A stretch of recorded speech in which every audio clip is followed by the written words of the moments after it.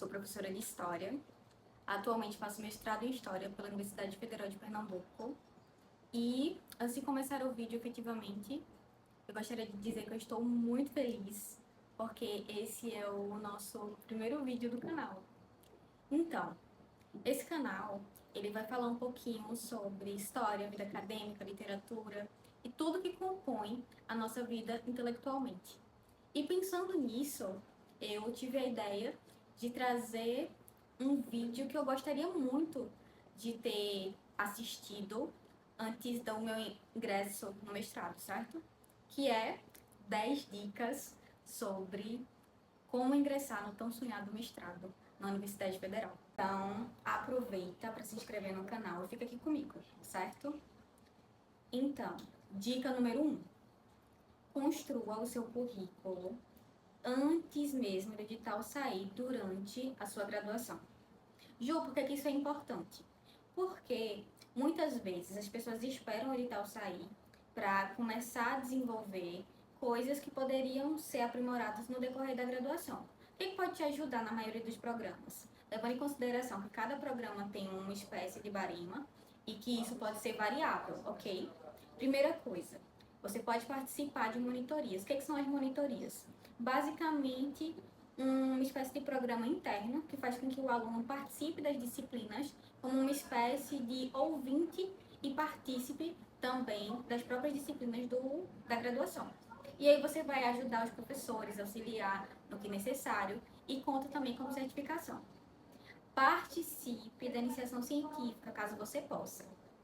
É claro que não é uma coisa obrigatória, certo? Mas o início ao projeto de ciência é muito importante para que você consiga aprimorar os seus conhecimentos e desenvolver-se ainda no processo da graduação.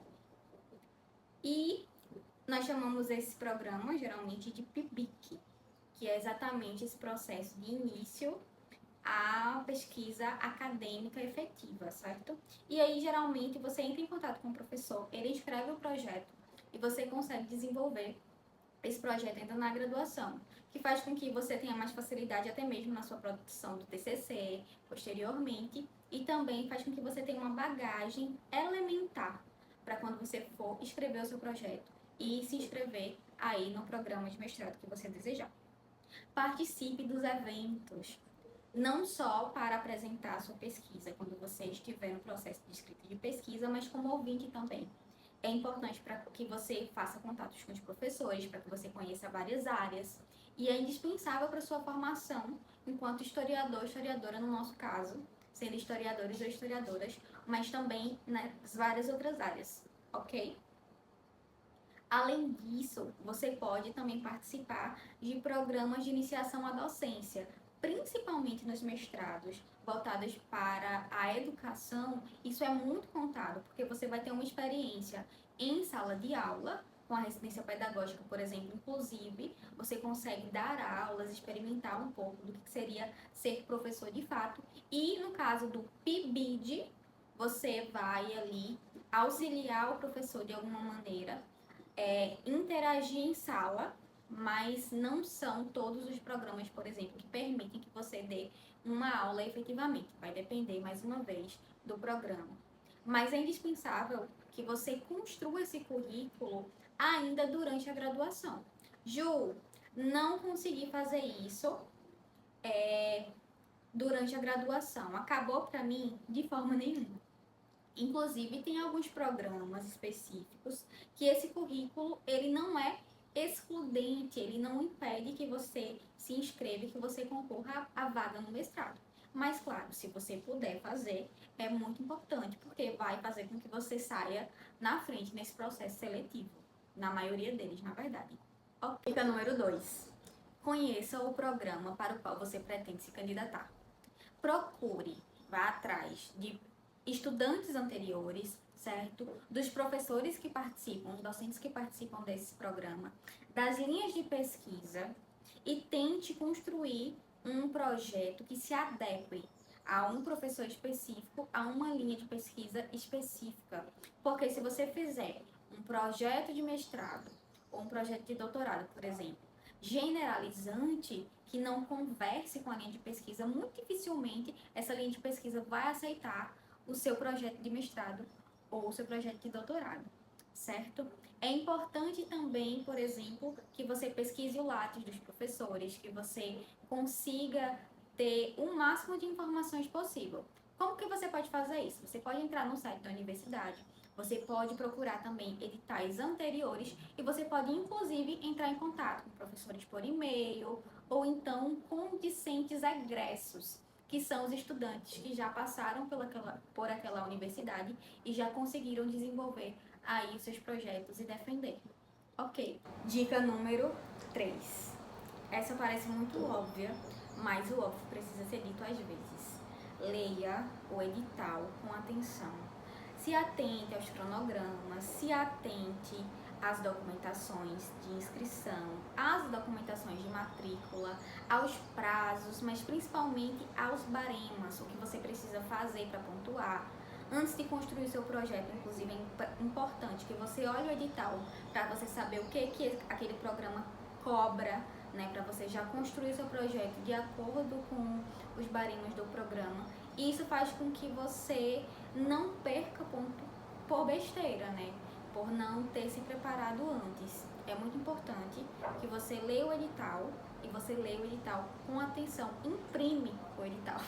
Eu imprimi o meu, assim, apesar do meu programa, do meu processo, na verdade, ele ter sido um pouco conturbado, porque eu ainda trabalhava, enfim, tive algumas questões negativas, por exemplo, eu esqueci de, não sabia, na verdade, que precisava anexar os documentos do Lattes dos certificados.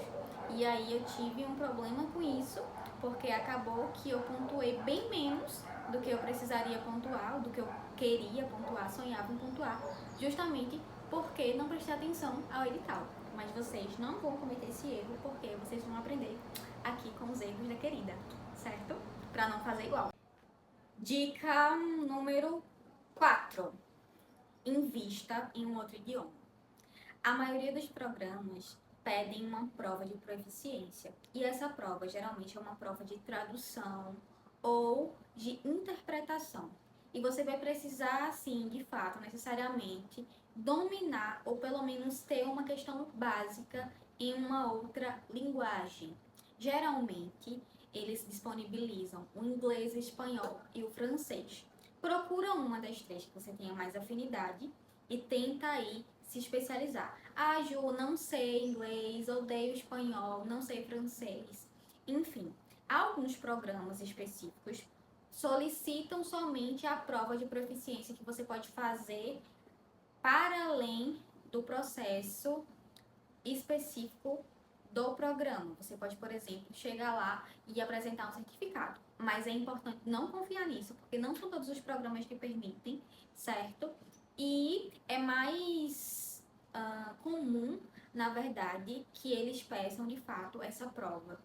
E essa prova é uma prova geralmente de tradução ou de interpretação textual, inclusive com texto geralmente vinculado à linha de pesquisa que você pretende aí ingressar. Dica número 5. Essa aqui para mim é uma das mais importantes.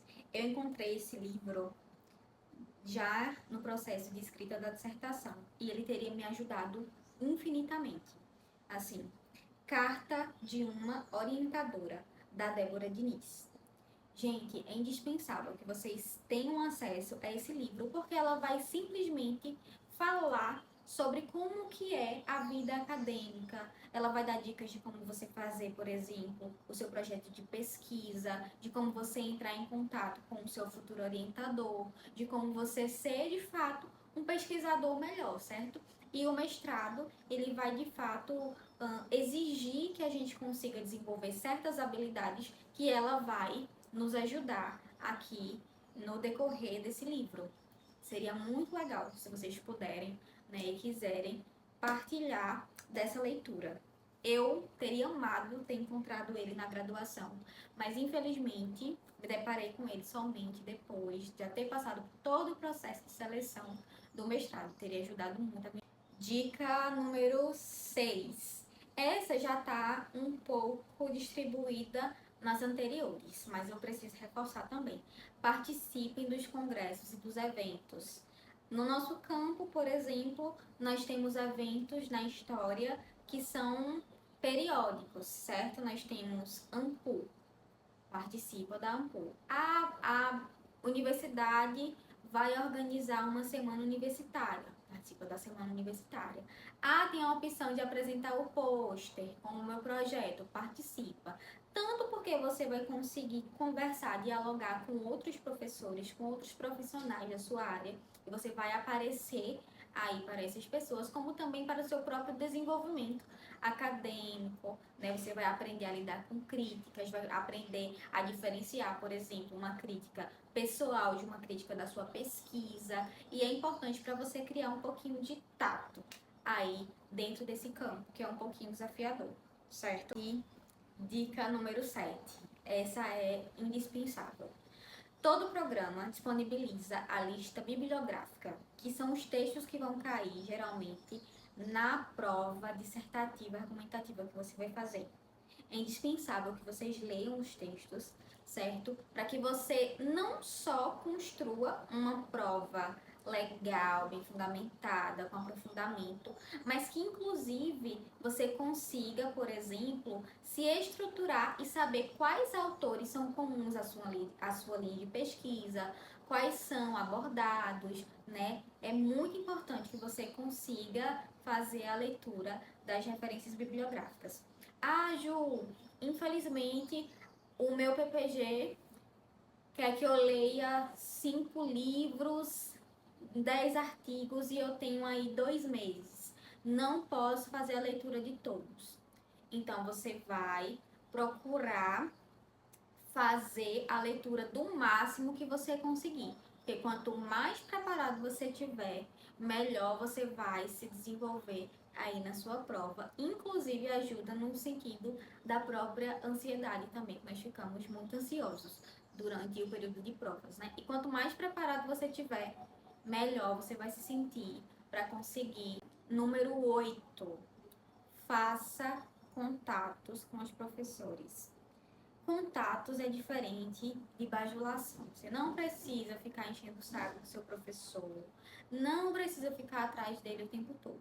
Mas é importante, por exemplo, que ainda na graduação você participe de um grupo de leitura, de um grupo de pesquisa, certo? É importante que você demonstre interesse pelas áreas que você gosta, que você pretende atuar e que você faça contatos com a maior quantidade de pessoas possível, profissionais dentro do seu campo. Porque aí você vai ser mais conhecido, você vai ter mais oportunidade de ter um reconhecimento, certo? Caso você, por exemplo, se coloque dentro de um programa que você já tem acesso, que você... Dica número 9. Já estamos chegando ao final, certo? Dica número 9, muito importante. Gente, faça um projeto viável. Lembrem-se que vocês terão somente 2 anos para fazer o mestrado. Quando eu entrei, eu pensei assim, nossa, 2 anos é tempo suficiente, não sei o quê. Só que a gente esquece, por exemplo, que nós teremos cadeiras obrigatórias e eletivas para pagar. Nós teremos atividades para entregar durante esse processo, geralmente do primeiro ano. E nós teremos que escrever uma dissertação inteira. Ou seja, você piscou, acabou. Entende? Então é importante que você não crie uma coisa mirabolante que você precisaria, por exemplo, de 4, 5 anos. É importante que você considere, inclusive, que os professores eles têm experiência e que eles vão perceber se esse projeto ele é viável ou... Finalmente, dica número 10. E essa aqui é muito importante, certo? Construam uma rede de apoio sólida. Alimentem as relações de vocês. A gente sabe que o ambiente acadêmico, muitas vezes, ele é tóxico, ele traz pontos negativos, mas como em todos os lugares do mundo, você vai conseguir encontrar pessoas bacanas e pessoas não tão legais assim. E é importante que você tenha com quem contar, é importante que você participe de um grupo de pesquisa, porque faz com que o seu trabalho ele seja escutado, faz com que no momento que você passar por perrengues, você tenha alguém para ouvir, e isso é indispensável no nosso processo de escrita posterior, no nosso processo de relações também posteriormente, certo? Gente, agora eu encerro esse vídeo de hoje. Estou muito feliz, muito realizada. Espero que vocês tenham gostado. Espero que vocês se inscrevam no canal. E me conta aqui, vocês vão se inscrever nesse segundo semestre em algum programa? E se eu puder responder mais algumas dúvidas nos comentários, mandem aqui também as perguntas, as questões, os posicionamentos. Quem sabe eu posso ajudar mais um pouquinho. Enfim, amei partilhar esses momentos com vocês. Um beijo e até a próxima!